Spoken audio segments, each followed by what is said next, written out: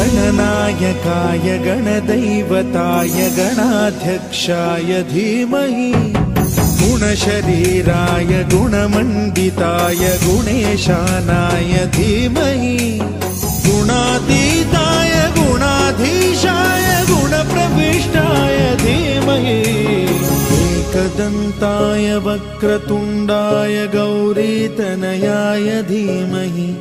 गजेशानाय भालचन्द्राय श्रीगणेशाय धीमहि